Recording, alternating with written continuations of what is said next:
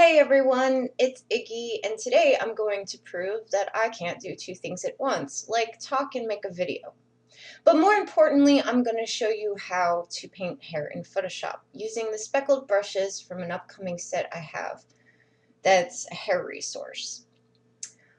You can use the hair resource to actually make trans maps, but I also wanted to show that you can use it to paint hair in your images too, since a lot of people seem to be very interested in that. It's not my first rodeo. I've done a lot of hair painting tutorials in the past, but the difference here is that the speckled brushes that are specially designed to paint multiple strands at once are going to make an easy work of it for you. So I wanted to do a demonstration showing that you can actually use these to paint hair in your images and show you how easy it is to do so. So real quick, I'm going to get this little doodad in the corner of my screen go bye-byes. And I'm already in Photoshop, as you can see. If you're using different image editing software, you're just going to have to do your best to adapt the tutorial to it. Unfortunately, this is where I learned to paint hair, so I couldn't even tell you how to use the brushes and get the settings into something else. So you're kind of on your own there, sadly. But you actually can use the methods that are going to be in this tutorial to adapt it to other software. So you should be okay. First and foremost, I'm going to show you how to import brushes. If you haven't done so already, it's real easy. All you have to do is click this little paintbrush icon here and go to this little corner doodad thing. Yes, that's a technical term.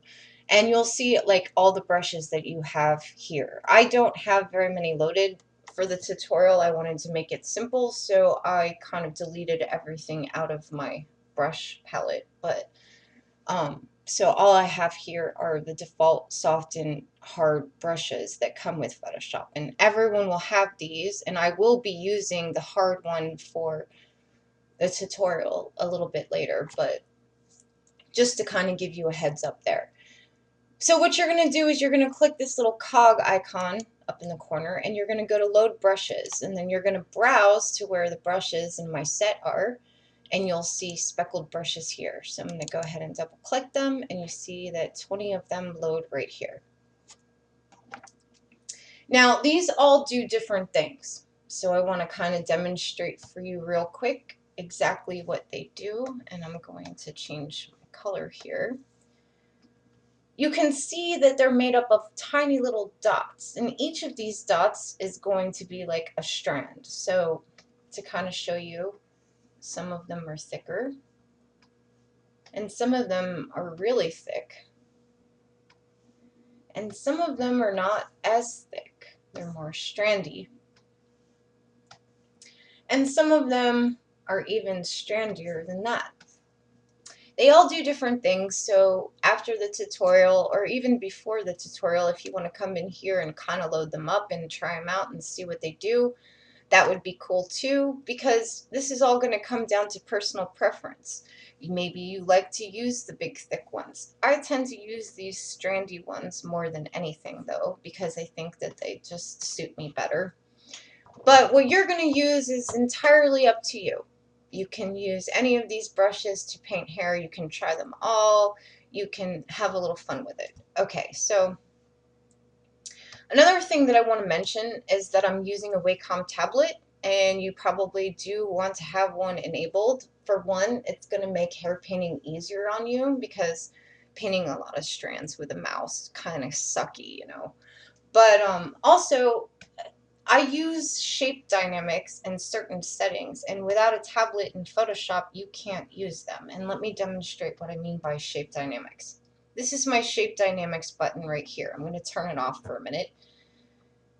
And I'm going to show you that when you paint without shape dynamics, no matter how hard or soft you tend to lean on the tablet, it's going to stay the same size. It's got the same width throughout the stroke. Now, if I turn on my shape dynamics, you're going to see that the width varies according to how hard I push down on the tablet. And as I'm going to demonstrate right now, you can see why this is very helpful for painting hair. What it does is it tapers the end, which is more actually hair-like than if I didn't have it on at all. Now, obviously, you can still paint hair even if you don't have a tablet and you don't have Shape Dynamics. You're just going to have to make your pixels a little bit smaller, and it's not going to have the lovely tapered end that's here. But that's really a preference of mine, and you don't necessarily have to use it, but, you know, I do recommend it. So, okay, so moving on. The first thing you're going to want to do is render a scene. And as you can see, I've already rendered one. I've got it set up. I kind of post-worked it a little bit for the sake of the tutorial, and I may post-work it some later because once I paint the hair, I might have to adjust it or adjust the hair to it. You kind of want them to gel. So, but for right now, I'm just going to go ahead and add a new layer by going up to Layer and New and then Layer. And this is because I want to paint the hair on its own layer so that it's isolated away from my render. I want to be able to adjust certain things so without affecting the render itself. So the first thing that I'm going to do is I'm going to take this hard round brush and I'm going to select it. The first thing that we do is we paint a base. The base is what's going to cover the scalp and thicken the hair mostly, and it's also going to establish the pattern that we're going to go in, or the flow of the hair. This is so that we can follow something when we're painting our strands. It's less confusing that way. So all we need to really do is just kind of come through here, and actually I want my Shape Dynamics to be enabled because I am going to kind of paint some thickish, sparse strands down here while the top is going to be completely whole.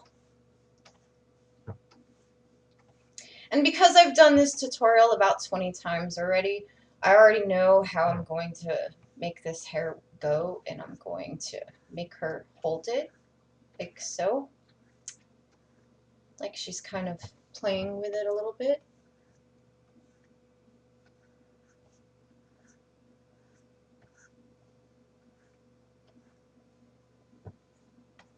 And you don't have to be exceedingly neat with the base. Remember, hair is going to cover it.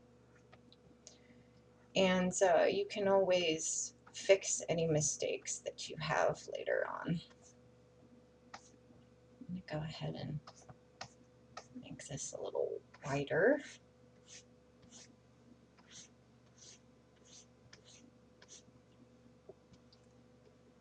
And you want to, oops, that's probably a little too much. You want to follow the curvature of the face here and not paint over the hands. Or maybe you do want to paint over the hands, but in my case, I don't.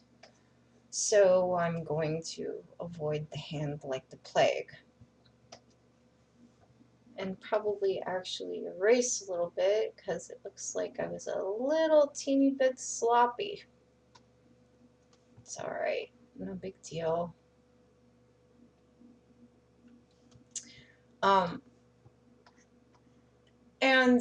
You know, it might take you a little bit of practice to learn how to paint hair.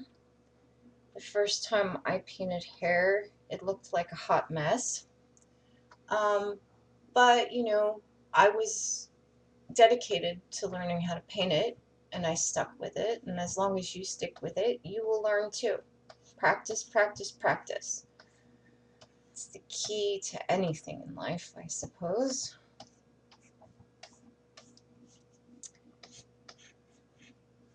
And you can see like the base of the hair is pretty much painted, but she's got a really large forehead. So now I'm going to go ahead and I'm going to paint in a base for which her bangs are going to follow. And I want this to kind of curve into this. So I'm going to be real careful about how I paint that.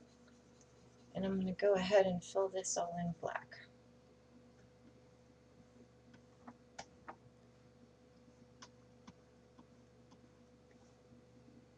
Now, one thing you're going to notice right off the bat is that I like to paint in grayscale. And that's just a personal preference I have. I mean, you don't necessarily have to follow it. I just find it a lot easier to add color when I'm all done painting it than I do to paint it in color, because usually what ends up happening is there are too many variations in color, and evening them out is a real pain in the butt. So I think that it's just a little bit easier to paint the entire base in gray and then add color later. But you can try it both ways. Either or is more than acceptable, and maybe you'll find that it's more comfortable for you to paint in color. Okay, so there's my base. Looks pretty good. And for the sake of the tutorial, I'm going to try not to be too picky. When you start painting hair and you really get into it and you start painting it for a really, really long time, you'll notice that you get a little picky about it. And there have been times where I have sat here and literally painted this for hours and hours and hours. And I really don't want you guys to have to sit here and listen to me ramble for hours and hours while I paint hair and get all picky. So I'm going to try my best not to be. Okay, so we've got our base. The next part is where we actually employ our speckled brushes. So I'm going to go ahead and choose one. You don't have to choose the same one that I do. You can choose whichever one you think that you would like to use. I'm going to go ahead and I'm going to set my color to be just a little bit lighter than the base. And the first thing that I'm going to do is I'm going to start up here and I'm going to establish the part in her hair. This is the first thing that I'm going to paint because it's going to establish where the strands fall. Also, it's a lot easier to start here than it is to come back here when all is said and done and try to establish it later, because adjusting it to all of this is much more of a pain. So it's always kind of easier just to start right here.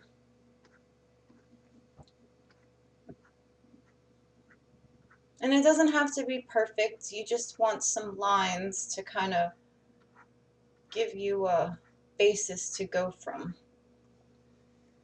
And you'll have to pardon me if I clear my throat a little too much. I tend to do that a lot when I'm doing tutorials. I don't know, it's like a thing. If I talk too much, I get all congested. But anyway. So now that I've kind of got my part right here, I'm going to go ahead and start painting in some of my strands. And I'm going to be sure that I'm careful and I follow the base, or at least the shape of the base. But I also don't want to stay in the lines like my teacher always told me when I was coloring. She said, don't go outside the lines, that looks sloppy. Well, in this case, you want it to be sloppy because hair is not completely straight like this base here shows. You want some of these strands to kind of go outside of it, like so. Because hair is stringy and it's strandy, and that's how hair sits. So don't be afraid to go outside the lines in this case. If you want the hair to look really real, it's best to actually go outside the lines a little bit.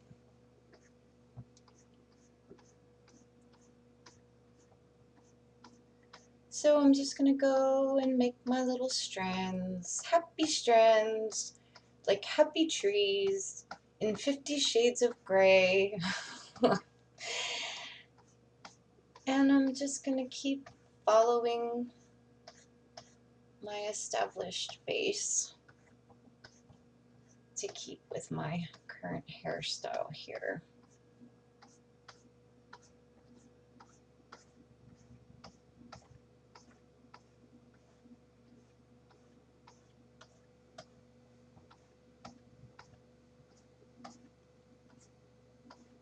And it's okay if this doesn't exactly match, because you'll see what once we start building up the strands and stuff with lighter colors, it'll cover it pretty well.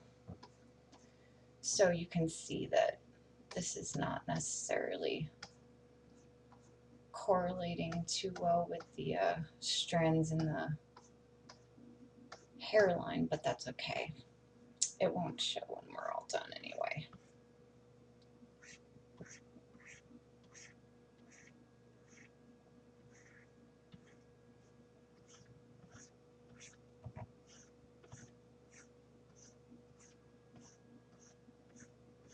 More than anything, though, besides practice, it also takes a little bit of patience.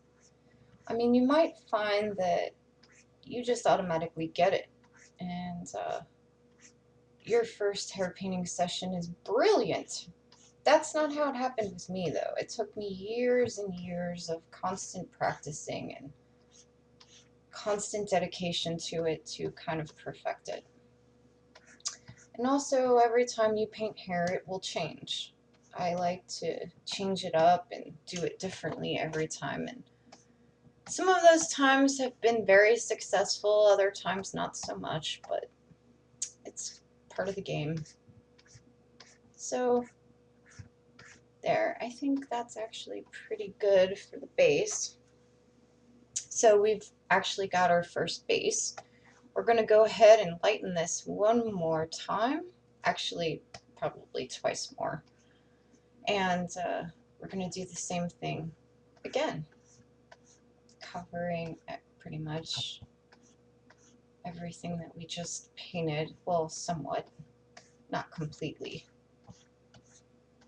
The reason that you do this and gradually lighten what shade you're painting in is because hair is made up of dark and light and medium shaded strands. So this gives it a good light and darkness to it to make it look really real.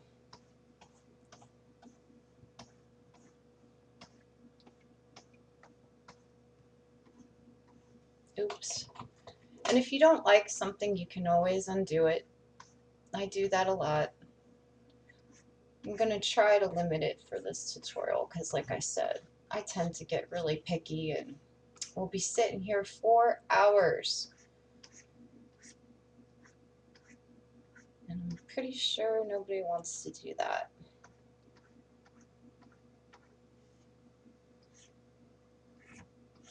It's a bit like brushing hair, actually.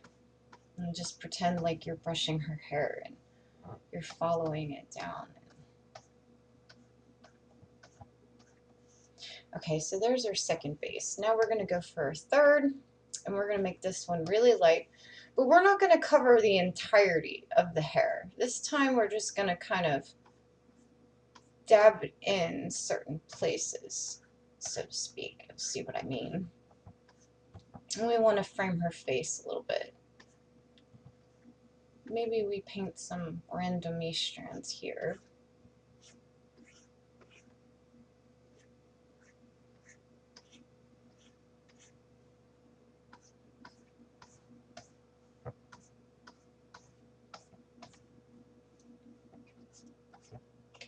That's too brash, I think. And, you know, you don't have to be even uniform about this layer. You kind of want to skip around a little bit because this also establishes the light and dark areas of the hair itself to kind of make it look.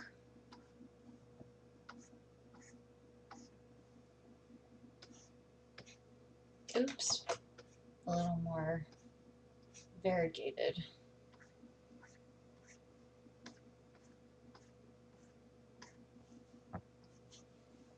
And I think that looks pretty good.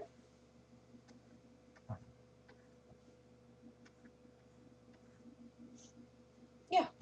Okay, so we've got most of our strands done. Now what we're going to do is we're going to go to editing it. Editing it is pretty much consisting of a few different steps that I like to do. Some of them are probably superfluous and Other ones are kind of necessary, but we're going to start with the necessary ones. And this is where we dodge in highlights and we kind of burn in shadows. The key to hair also is, knowing where to put the light and knowing where to put the shadows. One thing you're going to want to do is look at your light in your scene, and you're going to want to kind of follow it, because, realistic looking hair is going to follow the light in the scene. So, and this time we want to be sure that we turn off shape dynamics. We're going to just kind of come over here and we're going to burn in some, or dodge in rather, some highlights. And I like being like random and messy about this, because I think that it looks a little bit more realistic than if I'm like too neat about it. So that's how I tend to roll. And just come in here and dab this in like so. And it's starting to look a little bit more like hair. But we've got a ways to go, so.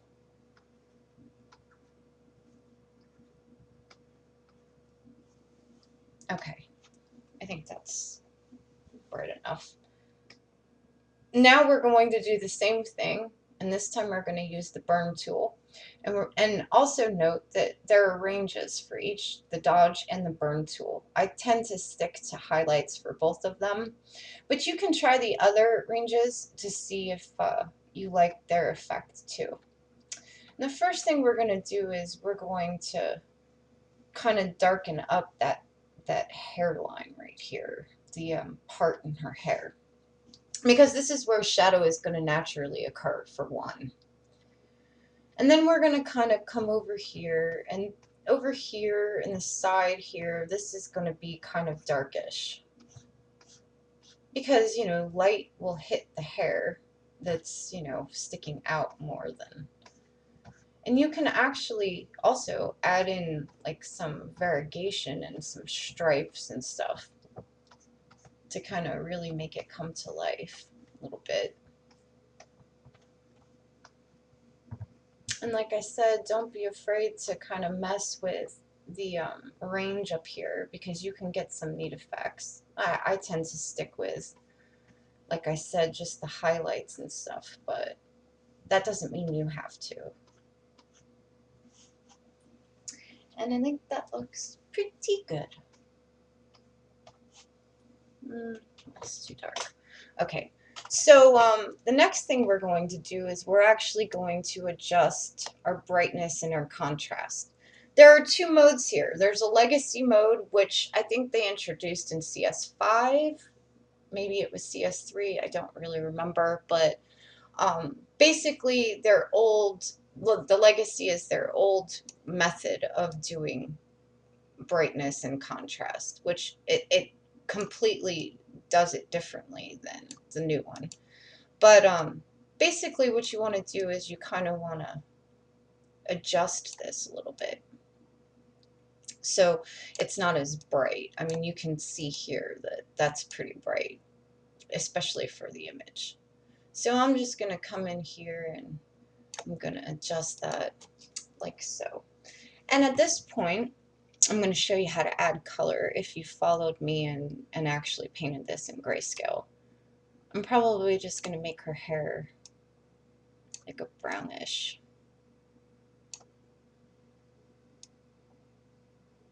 And you can see that it tends to look a little bit more uniform when you do it in grayscale. I'm going to go ahead and save this too. Remember, save often or you could lose your work. Photoshop CS6 is nice in that you don't typically tend to lose work because it has an autosave feature. But just want to remind you guys that aren't using CS6 that you might want to save on a regular basis lest you lose what you worked on.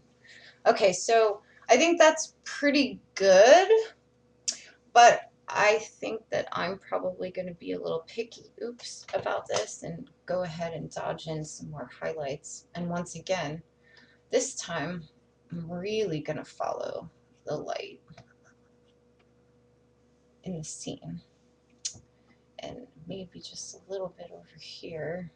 I kind of want to do here because she's kind of fiddling with it and it's kind of bringing it into the forefront a little bit.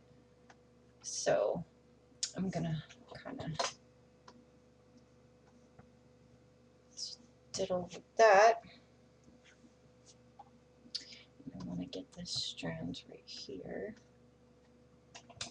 like so.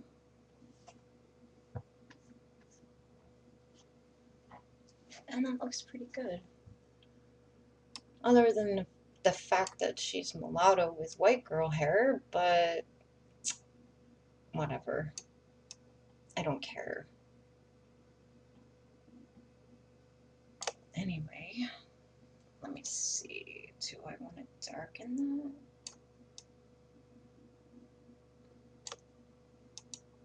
that? And you'll get picky about it, just like I am right now, where you're just like not sure which way you want to kind of go with it. I think I'm going to leave it just as it is, even though it looks almost blonde.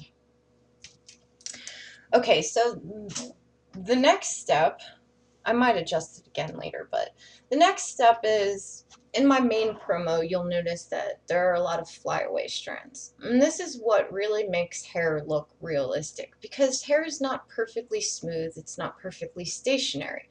It's got all these like little strands that are kind of crazy all over it. So what we're going to do now is you can actually use this to paint it too, because these are like far enough apart that they will make these little strandy things. But for me, I prefer to just use a 2-pixel hard round brush like so. And I'm going to go ahead and I'm going to sample a relatively light color out of this color. Oops. No, that's not what I want. Let's see how that works. That might do it. And I'm going to zoom in a little bit here. And what I'm going to do is I'm just going to kind of crazily add some like flyaways. And I'm not even going to like pay much attention to how they're going, because you know what? Your hair doesn't. It just does what it wants to. Am I right, ladies? I know how this goes. So I'm just going to paint some random strands in here, and I'm going to make some fly crazy across her face like so. I'm just going to go crazy with them.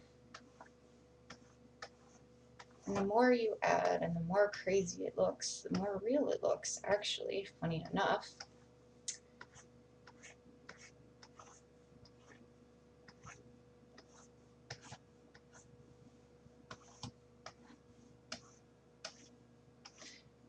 And if you're using a Wacom for this, you kind of want to like make sure your shape dynamics are on, and you kind of want to make sure that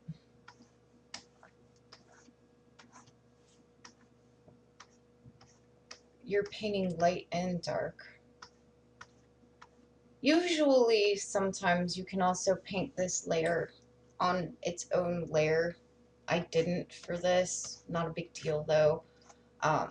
Just so that you can add like a drop shadow to this, because it kind of also makes it look a little bit more realistic when it has a shadow that comes across her face. And if you were to do that, you would just select the layer and you would go to blending options, and then you would add the drop shadow here. Actually, I can still do that even though it's all in one layer. It's just going to add it to the rest of the hair as well, but not a big deal. And I probably want this to be a relatively hard shadow, like so, but maybe not so like that.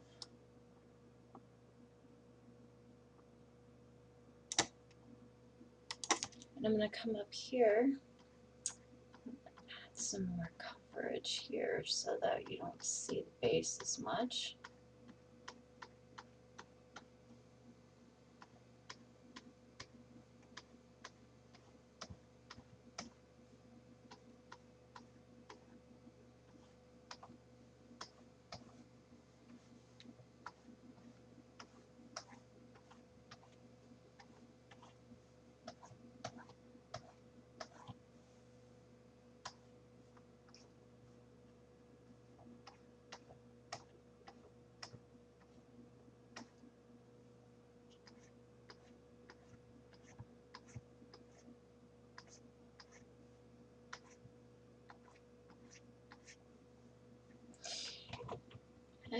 I think that's a little too much there.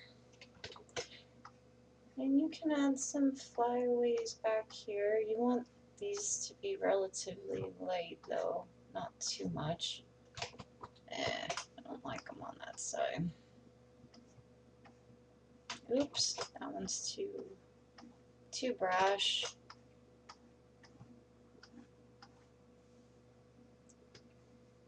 Now let's zoom out a little bit to see what we've got.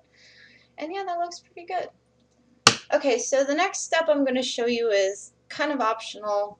It's something that I like to do for my hair because it gives it a nice glowy look, like almost dreamy. So the first thing you're going to do is you're going to go to Filter Gallery and then Gaussian Blur. And you're going to Gaussian blur this whole layer. Then you're going to go up to Edit, Fade Gaussian Blur, and you're going to set the mode to different things. They all do different things. But in my case, I usually set it to screen, or I sometimes use lighten. You can also set it to overlay.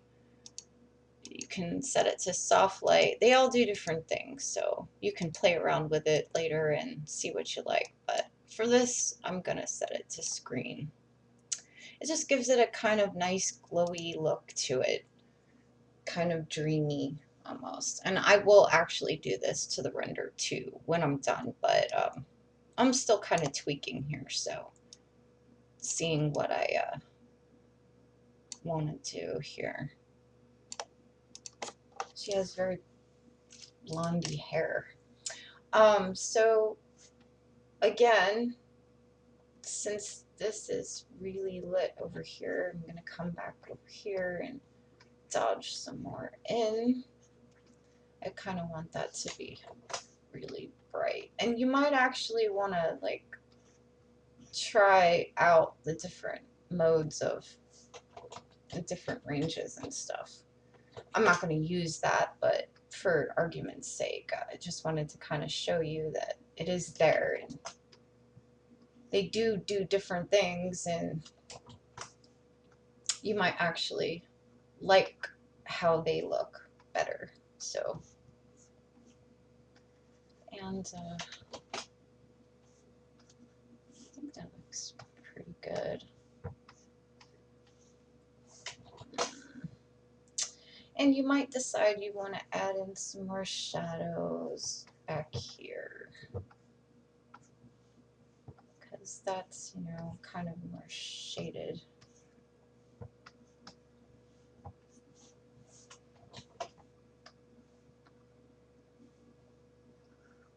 And like maybe over here, like so. And actually, because the render doesn't meld quite well, like I said before, I might actually tweak it.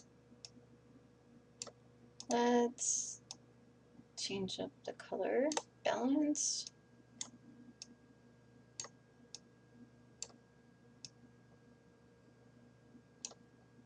And I'm going to go ahead and use my Gaussian blur on her now and fade that.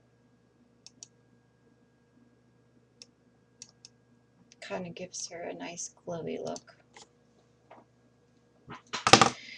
And, you know, good portraiture, you know, sometimes requires you to actually do this so it's nice and framed. Enlarge it so she looks a little bit more enigmatic. I'm not going to do that though. I'm just going to leave it the way that it is. It looks pretty good. So I'm going to go ahead and I'm going to merge this down. And now I have one single layer. And I'm going to go through here, now that they're merged, and I'm going to kind of make my dodge tool a little bit smaller this time. And come through here and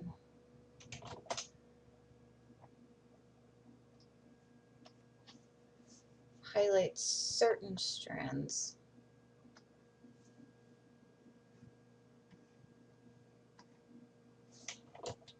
That's kind of too brash.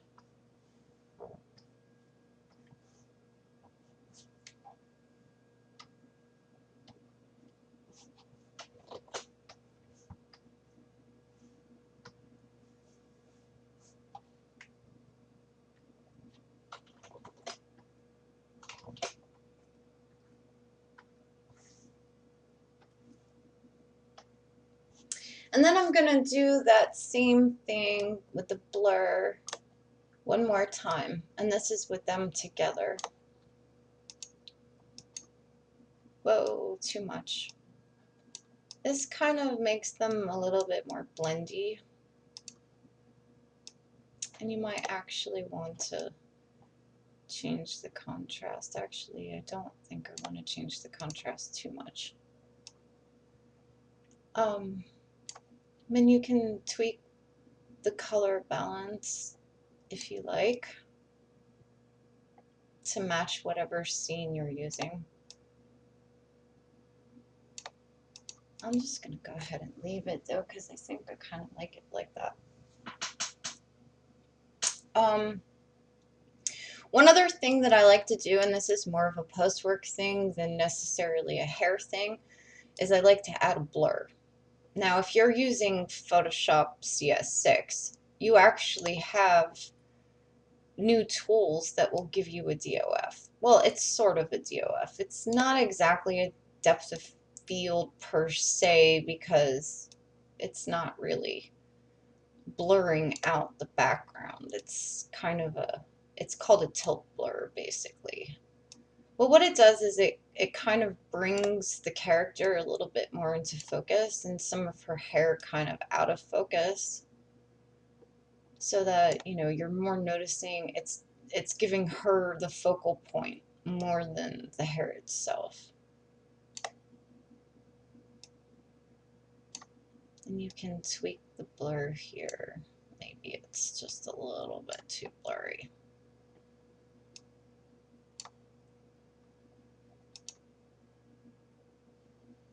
And then when you zoom in, it kind of gives it a nice finished quality to it.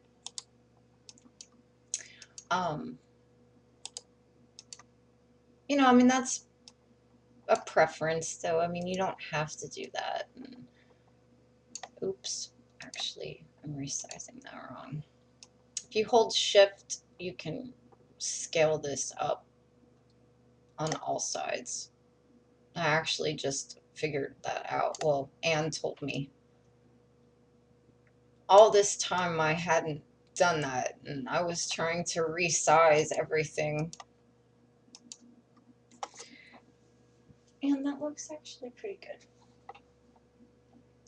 From here, you know, you can just, oh, and also if you don't have Photoshop CS6 and you want to do the blur thing, you can just add it in by yourself by using the blur tool. It does the same thing. You just have to do it kind of manually instead.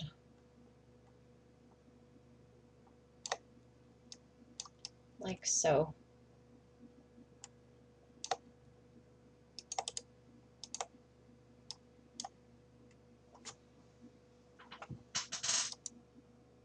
And that looks pretty good. I mean, you can, you know, adjust things as you go. You can make it grayscale if you want to. Whatever you want. Oh, and I do see a little bit of a mistake here. I'm going to go ahead and dodge that in a little bit.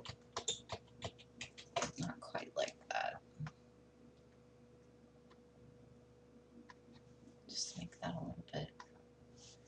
And if you actually want to like paint different colors, like say, you know, you have this, you know, mane looking thing, because it does look like a mane. And you want like pink stripes. I don't know why you would want pink. I hate pink, but maybe you don't. You can actually do that by adding the layer, or you can even paint on the layer that you're on, but I don't really recommend that. Maybe you just want to come, oops, helps to turn the layer the right color. You can come in here and actually add stripes. Actually, I think multiply is going to, no. Multiply is a little bit better to use for coloration purposes. And you would probably want to do this before now, because obviously I have all my little strandy strands painted in, but just to kind of show you a quick tip for recoloring hair, you can set the mode, or yeah, to multiply on a new layer and kind of just paint in some stripy stripes. I'm not going to actually do this because, like I said, I already painted my strands in and so forth, but just to give you an idea of another way that you can edit the color. And yeah, go away. And I think that that's pretty much it. So, you know, just have fun with it, experiment. Don't be afraid to kind of go away from the tutorial and experiment for yourselves, because, you know, that's what learning is all about. I hope you guys had fun, and I hope you learned something new, and I can't wait to see what you paint with your new hairbrushes. Bye!